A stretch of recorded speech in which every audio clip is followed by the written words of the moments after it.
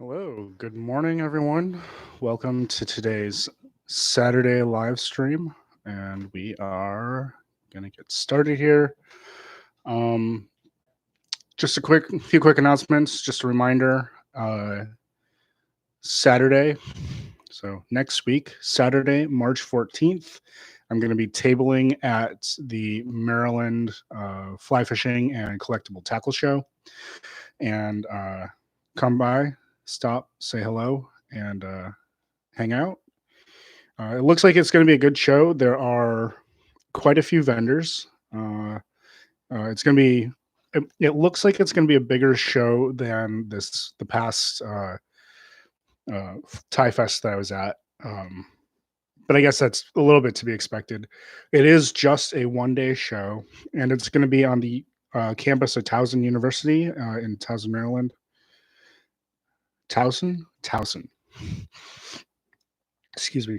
And if you may not be able to tell, I'm still fighting a little bit of the congestion from my cold. So I may have to stop and blow my nose, be a little sniffly. Also, a reminder over on my Instagram, I am running, or I will be running a giveaway when I reach 500 followers. My Instagram is @justwondering.brad. And as I've said before, I don't like just picking a random name and giving people and giving something. There will be a little bit of a competition to it, but I think it'll be a fun and interesting competition, and that'll be announced as soon as I hit 500 followers. And finally, if you'd like to support the stream, or if you just have to purchase one of the flies you've seen me tie, either here at a live show, stop by my Etsy shop. I've got a couple new flies up, including the Red Drummond and Douglas Graham that I've tied on here on live streams on the YouTube. And and the Etsy shop is Studio 1213. All right, so let's get into today. I have my blacker. We are tying the number 4 for the River Bann. And I've in most of my videos, I've started putting recipes in the description below. But I will read it aloud now. But I just wanted to make note that I've gone back in my catalog, and in all the recordings of the live streams, I've included the recipes when pertinent in the description. So that brings us to today's fly, the number 4 for the River Bann. Number 4, body yellow pig hair, halfway up from the tail, the remainder wine purple or dark blue, a purple hackle over it, and a claret one at the shoulder. Blue head picked out the color of the sky, 2 toppings in the center of wings of mallard and brown turkey mixed, and macaw feeler. Hook number 9, silver tinsel over the body. So as you can see, this description is a little bit all over the place. It describes the body, and then the head, and then the wing, and then the tinsel over the body. Now, when he refers to hook number 9, there is a specific plate of hooks that he's referring to, or a specific plate of hooks, and I don't have it off the top of my head right now. But that is hook number 9. From what I can tell, is maybe like a size 1, or what we would consider like a size 1, maybe a size 2. It doesn't translate quite perfectly to our hook size system today, because he asks for things like hook BB or G or B, as well as like number 8, number 9. So it doesn't translate quite so well. There's also like C, CC, and those are all smaller sizes. So in this case, large, same as today, the larger the number, the smaller the size. Number 9 is like the largest numbered hook, and so it's actually fairly small. When you get down to like G, or sorry, I forget which order it goes, but like CCs are like size 10, I believe, something like that. Quite small.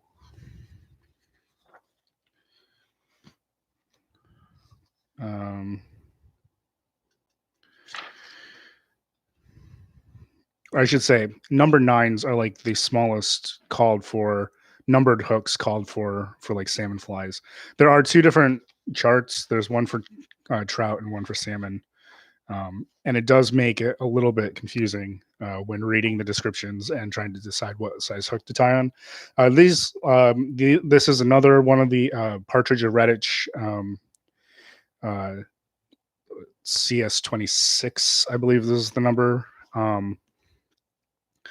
And this is a size 2 hook, and it's a fine wire salmon hook with a straight eye. Ooh. I'm just going to bring the camera down so you can see what I'm doing a little bit better, and so you don't have to look at my messy hair. Okay.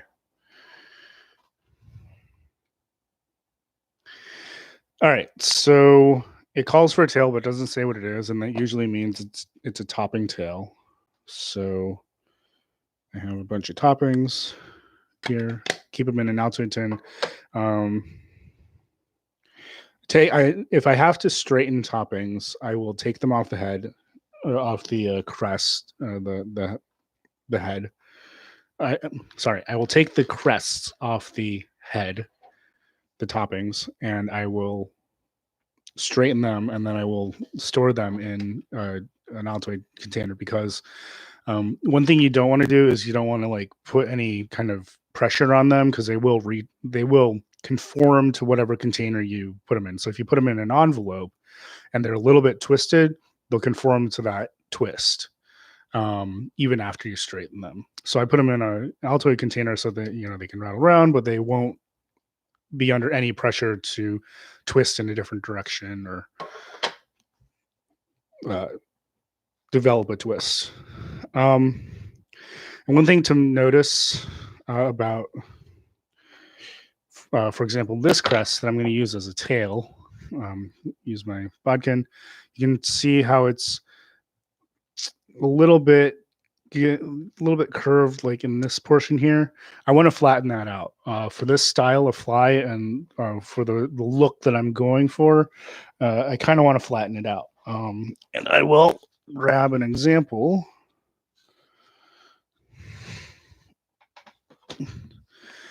Okay, so this is the number 1 that I tied, I think, last week. And as you can see, in the style that I'm using, I want a very flat tail, or at the very least, a tail which doesn't curve immediately from the body, but starts to curve more out towards the tip.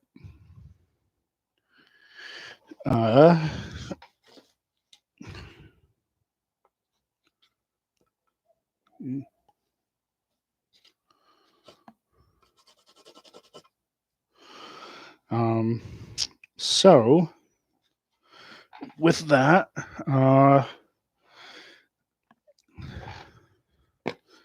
actually, I might have a better one in here. Ooh, I know where I can find. Okay, so I think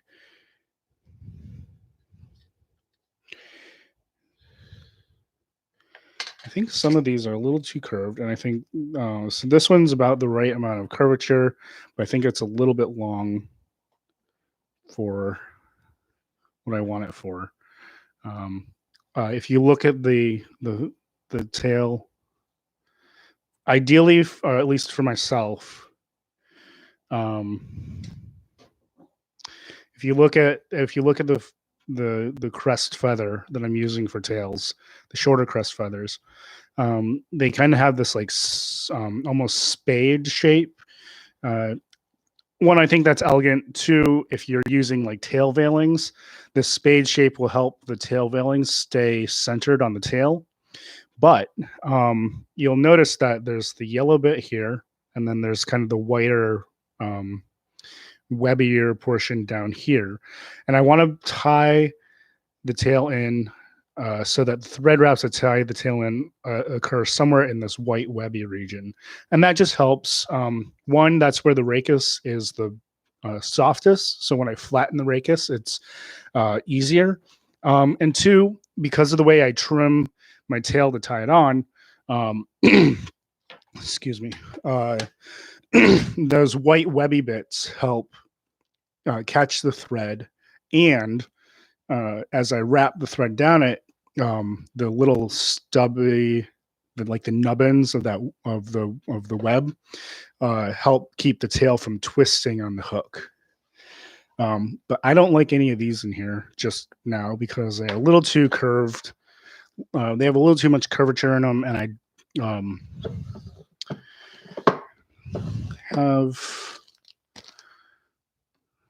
think I have some slightly less.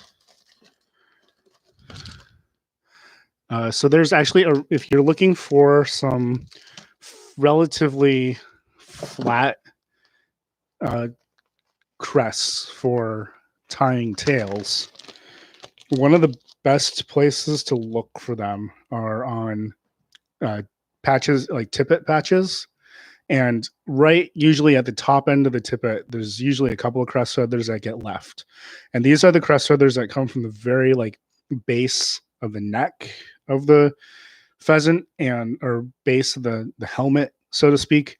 And these are usually very broad and very flat, just the way, just because of the way the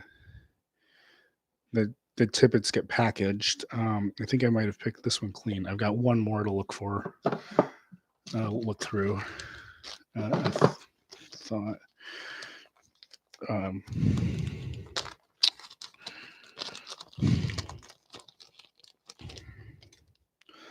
So this patch is a little bit folded up, as you can see, but right here, there looks like there's maybe one or two pretty good looking ones.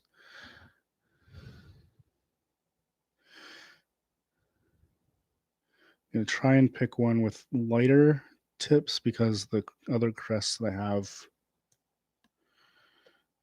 are actually fairly light. All right, so I've picked a couple here. Probably need to pick the shorter of the two for this fly. Yeah, they're about the same length. All right, but as you can see, the curvature of these crests that came from,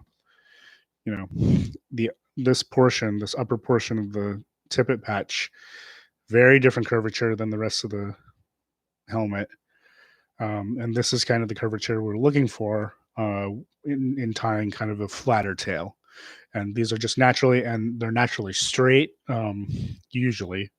Sometimes you'll need to straighten these as well, but so.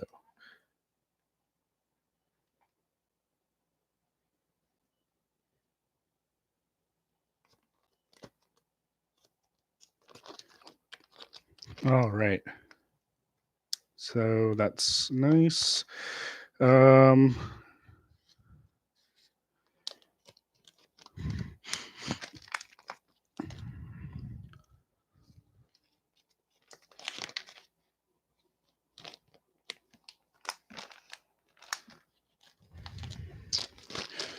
right. Put those away. 14 minutes in, and I haven't even tied on the tail.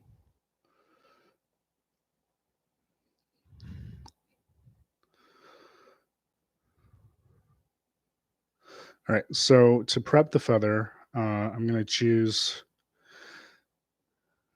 pull back the white.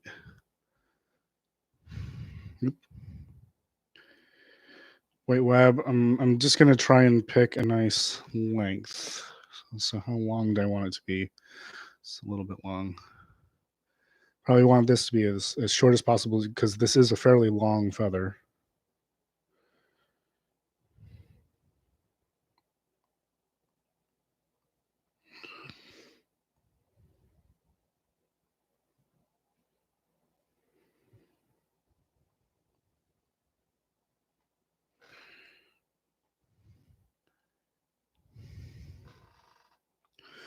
And then what I'm going to do is I'm going to just take these unneeded bits, and I'm just going to trim them.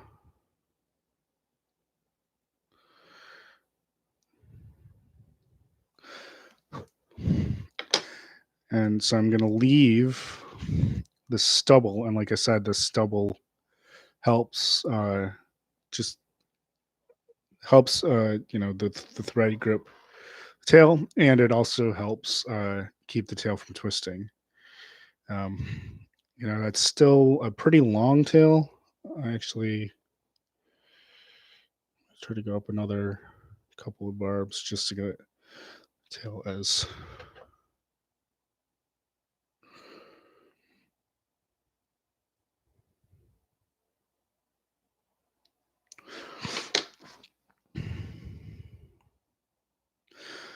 as possible. Okay, that's not too bad. Maybe a little bit long, but not terrible. Now what I'm going to do is I'm going to take some of my flat jawed pliers. I'm going to just flatten the racus right at the tie-in point. And also what I'm doing is I'm taking just a little bit of the curvature out of the stem. So as you can see now, there's like a little bit of more of a flat spot like right here. Because that's just where I'll tie it in. That makes sure that the tail won't, when you tie it in, the tail won't be inclined to go, whoop. And then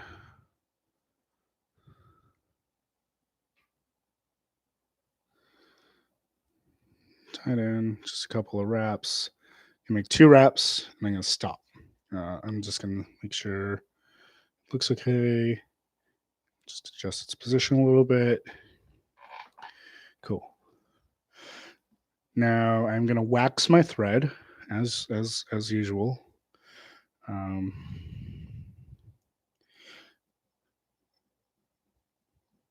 And then even though, well, I'm going to tie in my tinsel next, since that's what would be next thing on. I'm going to use this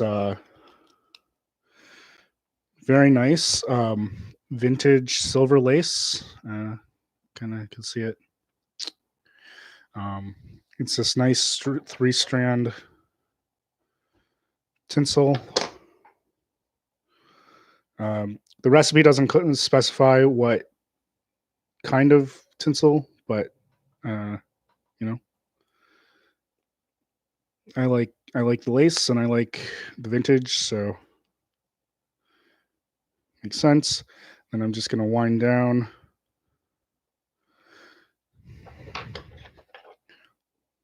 And this is a dubbed body. So again, like usual, I'm not going to be too particular about what my underbody looks like. It just needs to be, a fairly slim underbody.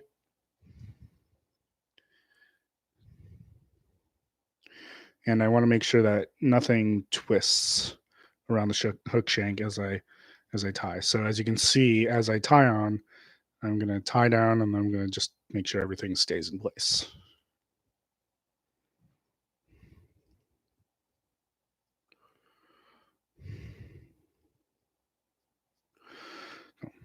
Wax my thread a little bit more. And if you've not, if first time watching one of these videos, I use my wax thread in the as part of the underbody when I have a dubbed body, because it helps kind of trap the fibers of dubbing between 2 waxed surfaces, because I'm not using a dubbing loop technique. There's no need, and this wax is incredibly sticky. It's just I believe it's Kelson's formula. I get it from John at feathersmc.com, but it's made by Bill Bailey.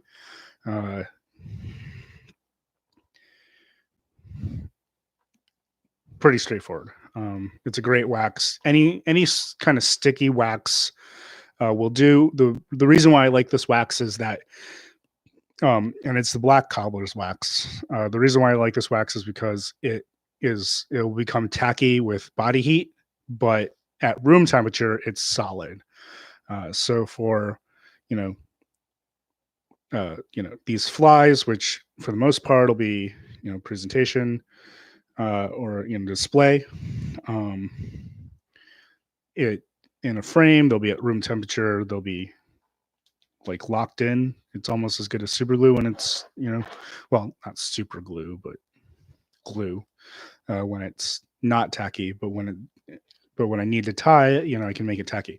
That for those you might have observed, whenever I do like a hurl head or something, I might pinch the head for a couple of seconds after tying down the hurl, and that's just to soften the wax that I put underneath, and just to help the hurl stick to the wax a little bit underneath the head. Okay, so the body calls for half yellow pig's wool and half purple pig's wool, or wine purple pig's wool. I have some pig's wool. These are dyed again by Bill Bailey. They come from woolly pigs.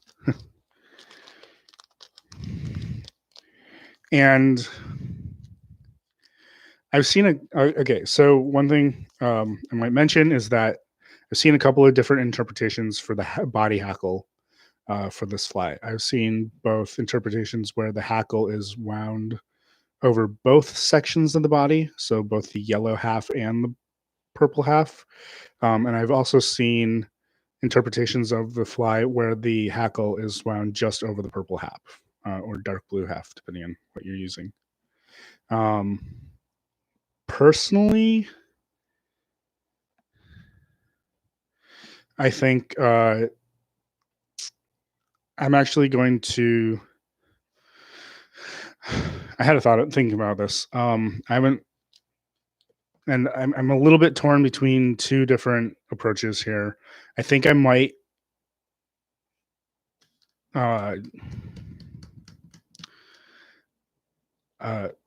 I'm going to do this by turns of ribbing, and so I want the hackle to start at the third.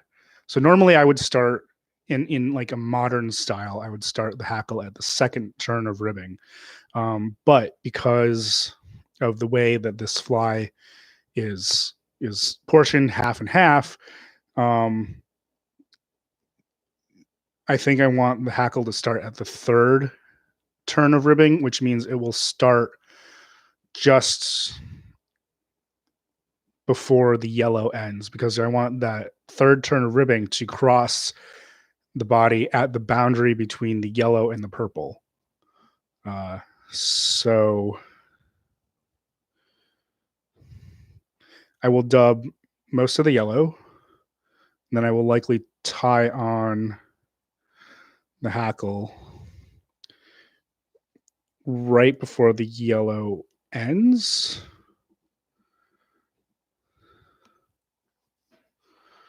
Actually, while I'm at it, or while I'm thinking about it, I'm going to select my hackle and have it prepped and ready to go.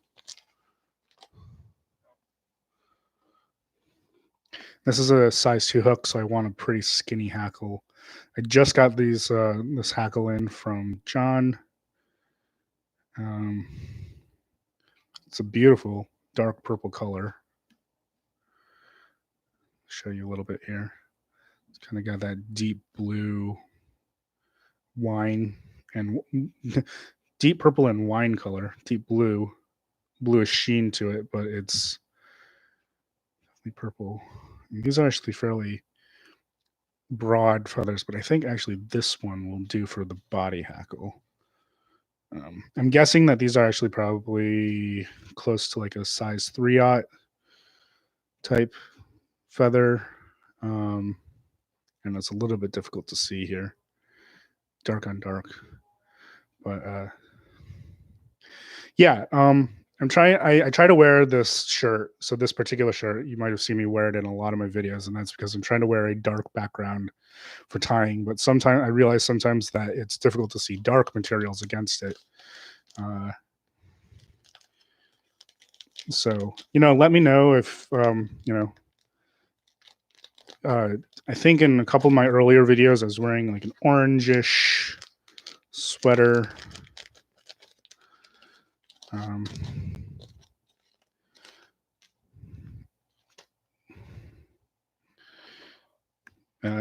Just let me know in the comments if it's too hard to see. I realize that you're pretty far away as it is. I apologize for that. I'm trying to come up with a way to do it. I think, but the primary issue is that my laptop that I'm using filming on can't handle like a HD webcam, so it's a little bit limited in its capacity. The onboard camera works, fine, but it's not quite the best focus. It's not quite the best, white balance. So looking for some options. I might have to get a new computer. Then maybe I can use a webcam, like an HD webcam. But yeah, go to the shop, purchase a fly. Help me get a new webcam. It'll be great. All right, so I'm going to tie on the body hackle. This is pretty well tapered. I like it. Tied in by the tip, and I'm going to tie it in on the back side like normal.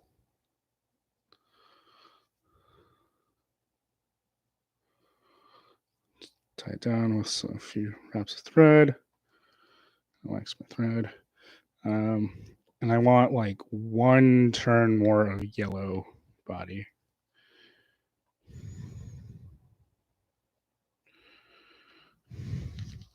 Before I switch to purple. And that way I think that way the rib will fall the rib will fall just at the perfect place for the hackle.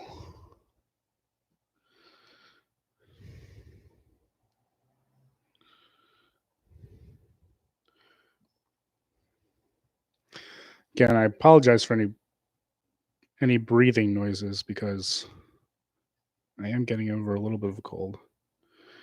And still having a little bit of a tough time breathing through my nose.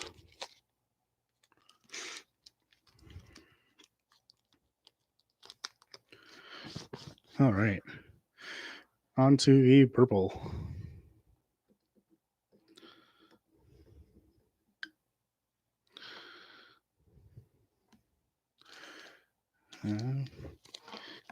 Ow.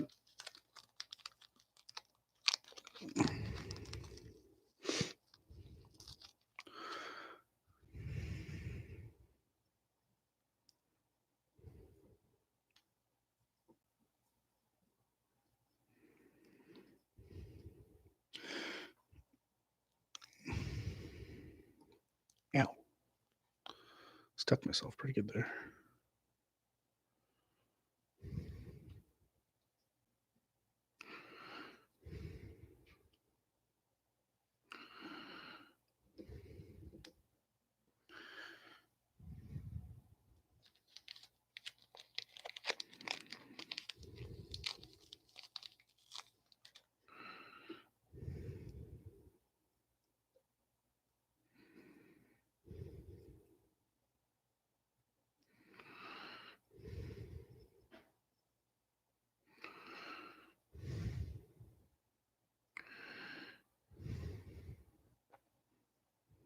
All right.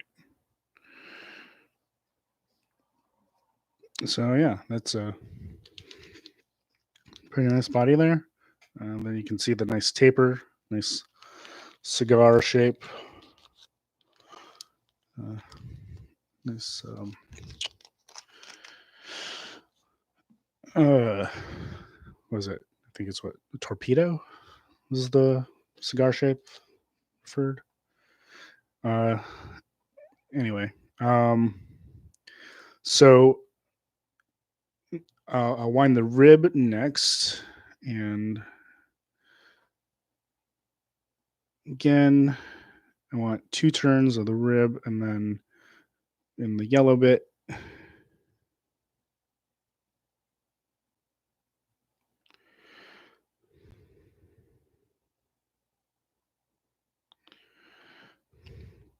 then I want that third turn to fall right at the junction, and you want 2 more turns of rib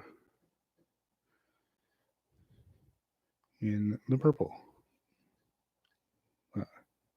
joint, as they would call them.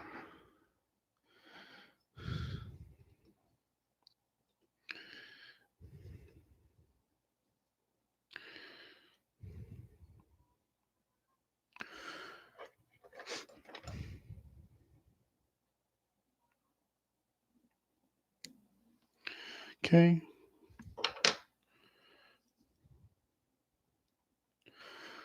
And then wind my Hackle.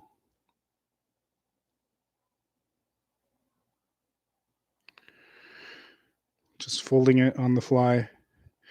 Now, if I were tying this in hand, those of you who see me tie it like the New Jersey shows or the Pennsylvania shows will see me tie in hand. I would not. Oops. I think I tied my rib on just a little bit wrong. Happens. All right. This is where things get a little bit tricky because now I've trimmed my rib and I've tied it in wrong. So.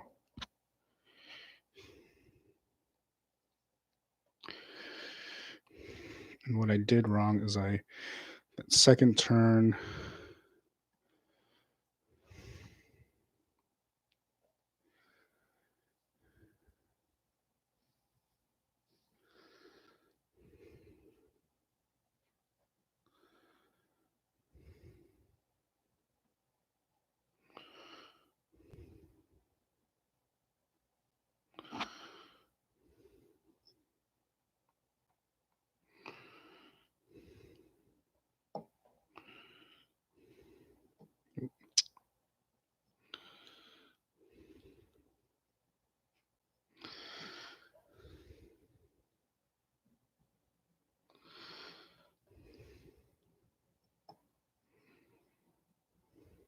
yeah.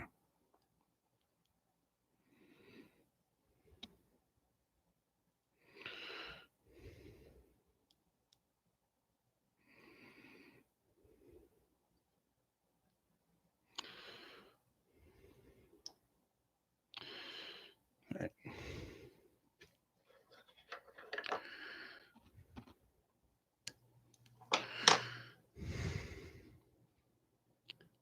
Gonna fold my Hackle.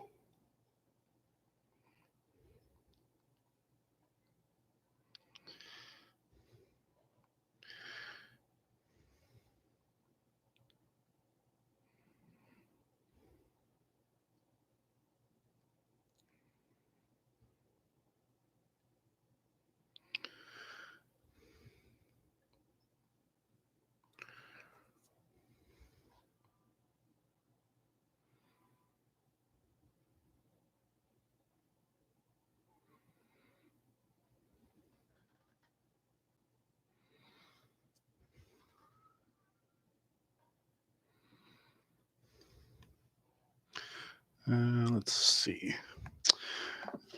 I did something wrong here.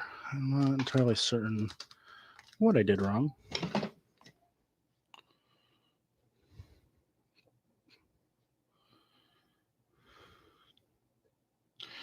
I think.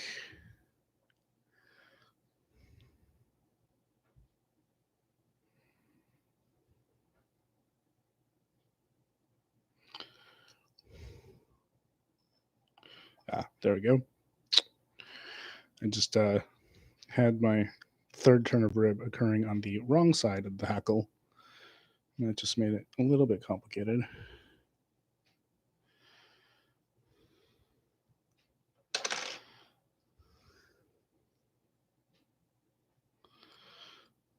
I still got enough left to tie that in.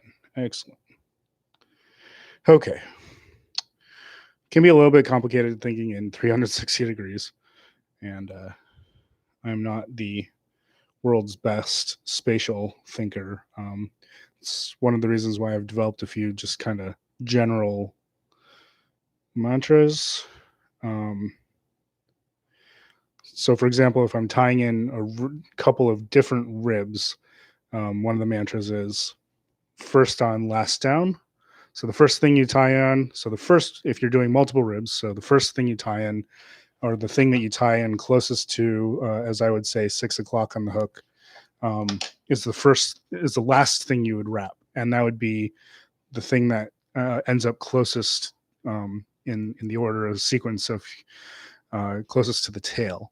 So, for example, if I was wrapping a gold and silver tinsel together, and I wanted, say, the gold to be on the tail side of the rib and the silver to be on the head side of the rib, you would tie on the gold first, but you would wrap it last, and that way it would be closest to the tail. So first on, last down, and things like that. But when you confuse things like starting your hackle at the third wrap of rib, sometimes I get a little confused.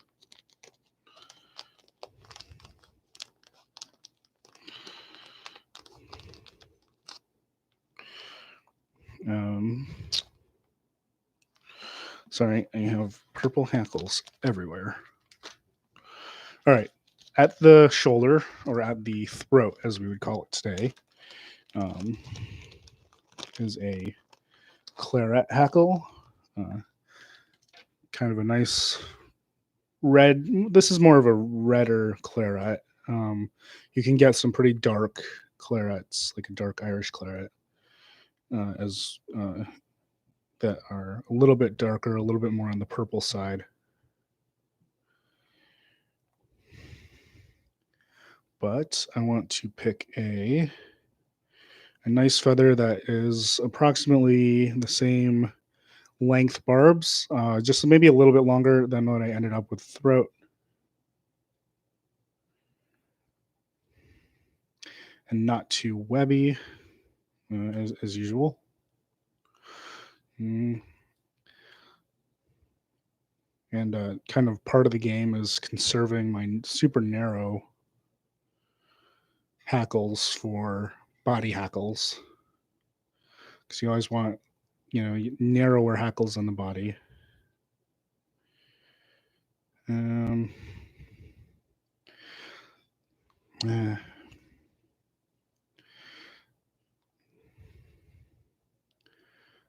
The trouble with this pack of hackle is I think I've used most of the really nice ones out of this, or in this size.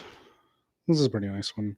Maybe a little bit long if I tie it too close to the base, but if I tie it mostly towards the tip, this one should be fine. Yeah, and you can see if I spread out the hackle fibers, this one has a pretty nice taper.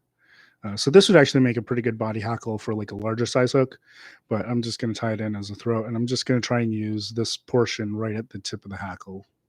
I don't know if you can see that very well. So I'm going to tie it as close to the tip as possible, just to use all the shorter hackle.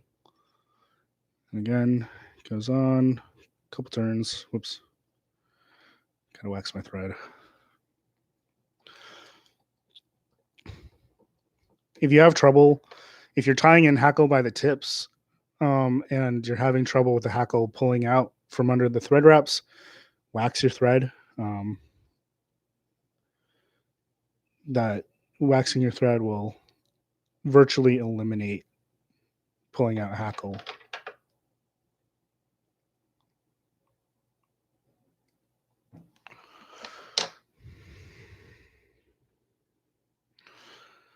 I only need a couple of turns of this. You just want kind of that suggestion of color.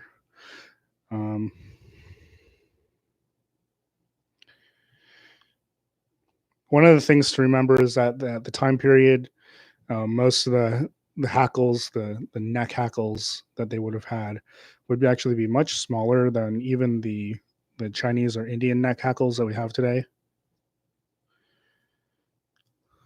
So you don't need great big ones. You don't need a whole lot of turns.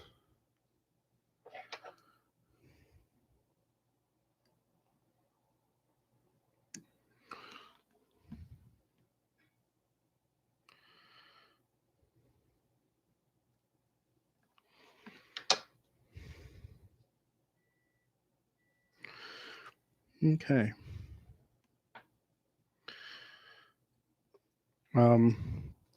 So yeah, so there's just kind of the hint of claret right at the shoulder.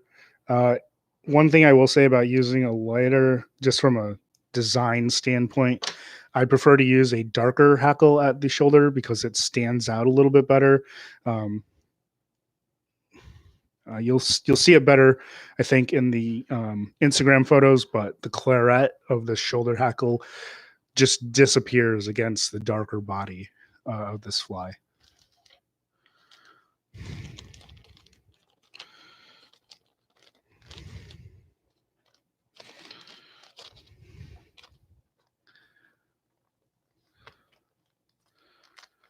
Okay. So this calls for a mixed wing of mallard and bronze, or mallard and brown turkey. I have my usual stack of mallard here. And it also calls for 2 crest feathers.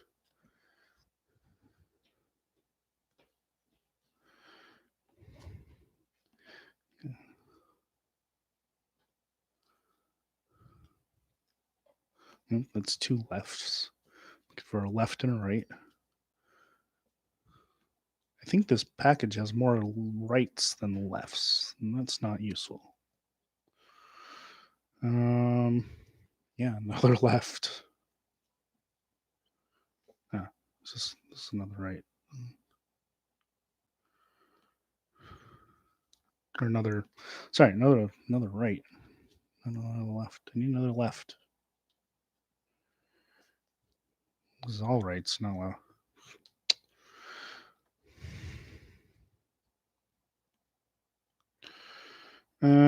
Let's see.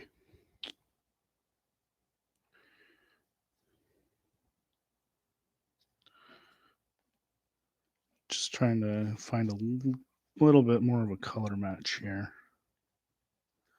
So let's see. Do these match? It's a little hard to tell. Yeah, that's pretty close. Okay, because this has turkey in the tail wing, I'm not going to double up on the mallard. And also, it calls for 2 toppings in the center of wings of mallard and brown turkey mixed. Now, there are also 2 ways to interpret this. You can interpret this as the toppings go in get tied on as like an underwing, and then the 2 wings, the mixed wings, get tied on either side of the topping. The other way you can interpret this is that the toppings are supposed to be tied one on top of each other over the top of the wing. And I will say that there's probably no reason why either couldn't be right. Just thinking about it, in this book, in Blacker's works, he does call for all manner of configurations of toppings and wings. I think what I am going to do today is, again, as with the body, I'm going to split the difference. I'm going to tie one wing on, or one topping on, as an underbody or as an underwing, and I'll tie the other topping in as a topping. So just kind of a short little topping for an underwing.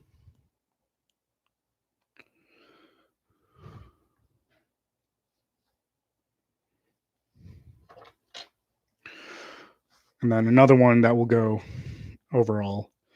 The reason why I say that why I think it could be interpreted the other way is because blacker sometimes does call for toppings to be tied on either side of a wing, even if they're going on top of the wing. So when he says center, I think it's a little bit more of an ambiguous instruction. But we'll split the difference here. We'll start with a topping underwing. Tie in my let's go turkey first. And we are going to use some of this very nice Harvest Gold. And we'll use the inside fibers here because they have the right curvature and the kind of the right color brown that I'm looking for. I guess they're technically the outside, but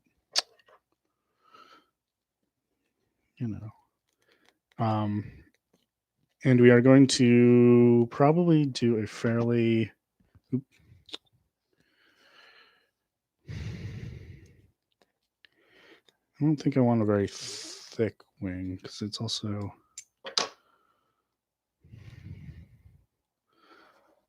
and we're not going to measure it. We're not going to, or I should say, we're going to roughly measure the thickness. We are not going to count the barbs because this is a mixed wing.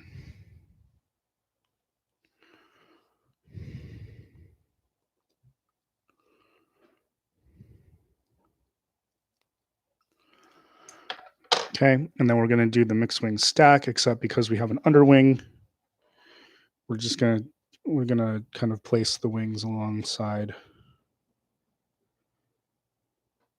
the tippet underwing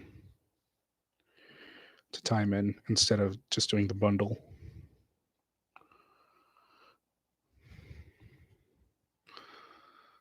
Or you could think of each side as being as an individual bundle. But we're gonna tie it on like this, just kind of make sure everything has its tips aligned. Looks like a mess because it's supposed to be a mess.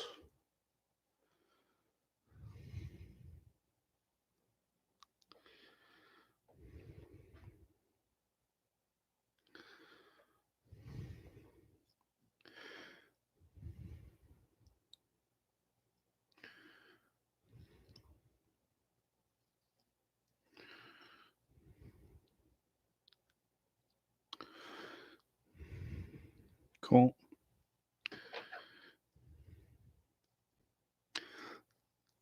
Remember, the whole kind of, from a practical standpoint, the whole purpose of a mixed wing is for the wing to swim, as they would say, kind of like we would consider today's bucktails.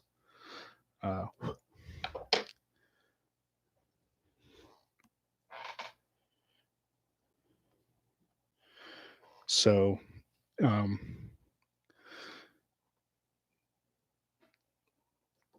we don't have to be too precious about tying it in or counting barbs. You also have to remember on this fly in particular, it's got a dubbed head that goes over top, so you have even a little bit more leeway. All right.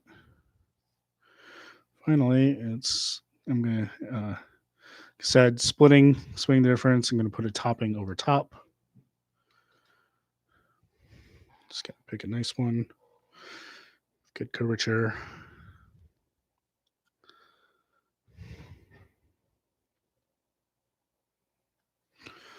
Then it has macaw.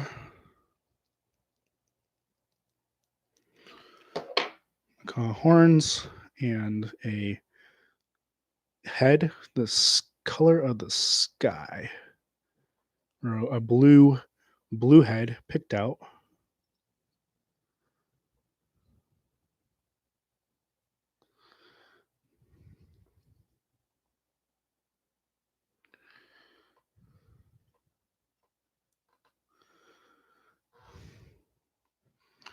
It's kind of nice antique look there.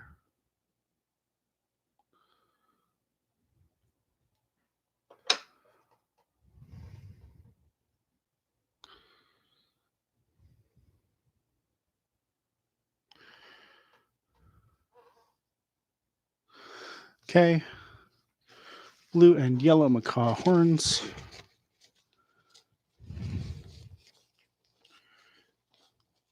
And as I've said before, if you want to know where to get blue and macaw horns, just go to your local pet shop. Or find a friend who has a pet macaw. And every time the macaw molts a tail, see if you can get it.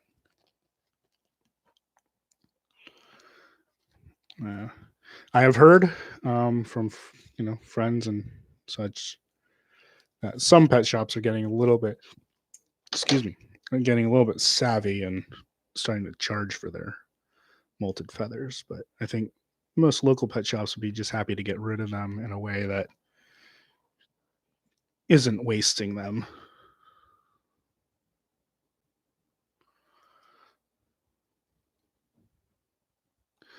Now, the tricky part about macaw horns is macaw fibers have a distinct T-shaped cross section, and so they have a tendency to want to roll, which can be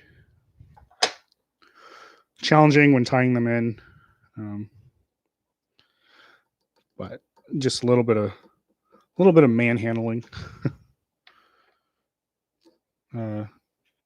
getting them into position does the trick. I'm going to make sure everything is fully bound down with wax thread before dubbing and finishing the head.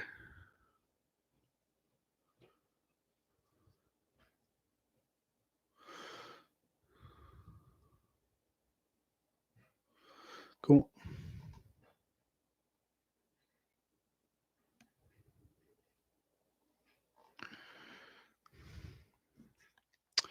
Now I'm just going to dub the head, which is of pale blue.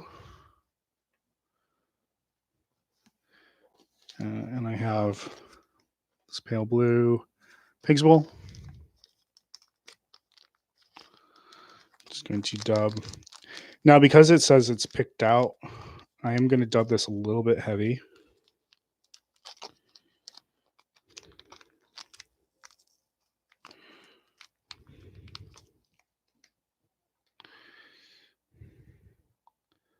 And that way I'll have something to pick out.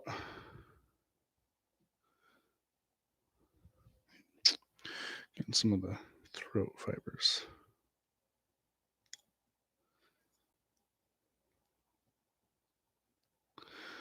Again, I'm because of the tackiness of the wax, I'm trying to use the body heat in my fingers to help me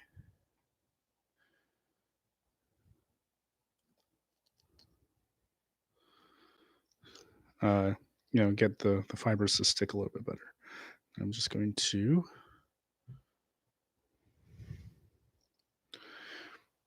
and then I'm not going to pick it out until after I've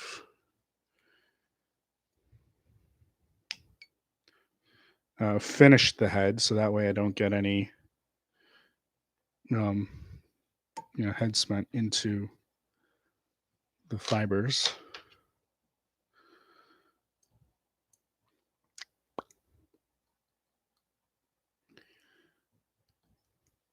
But there you go. This is the Now to finish up the wing, I'm just going to take my bodkin, going to run it through the wing a couple times.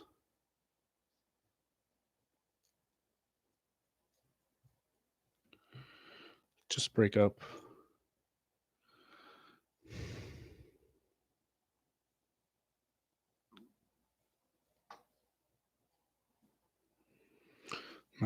turkey.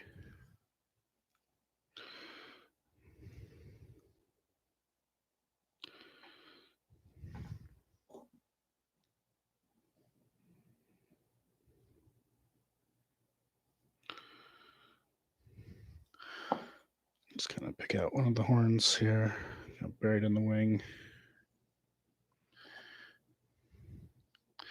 All right, so I'll get a coat of head cement on that, and then I'll pick the head out so that it's a little bit more crazy and wild, and that's the finished fly. And that, or I should say, that will be the finished fly. But here's the number 4 for the River Bann from Blacker. Kind of a interesting fly. Really like using this pig's wool. Unfortunately, it doesn't come in very large quantities, so it is a little bit expensive to tie with. But do like it. And the pictures of this will go up on Instagram as soon as I can get the head cement dried and the fly photographed. And thanks for watching. Thanks for hanging out this Saturday. As I mentioned, I'll be at the Maryland Fly Fishing and Collectible Tackle Show with a table. Stop by, say hello, enjoy chatting to people and talking about classic salmon flies. It looks, like I said, it looks like it's going to be a great show. Lots and lots of vendors, some pretty good fly tires. Also, just a reminder, over on my Instagram at justwondering.brad. When I reach 500 followers on Instagram, I will be running a giveaway competition. And if you want to support the stream or purchase some of the flies that you've seen me tie on these live streams, you can check out my Etsy shop, Studio 1213. I've got some goals and for improving the stream, and the best way to help out is to buy flies off my studio Etsy shop. I don't like asking for donations via Patreon or Ko-fi or any other donation services. So but I if you purchase the fly, all of that money will go to improving the stream and buying the feathers and the things that I need to keep tying these flies and sharing them with you. So thanks for hanging out. Have a good weekend, and I'll catch you next time. Bye.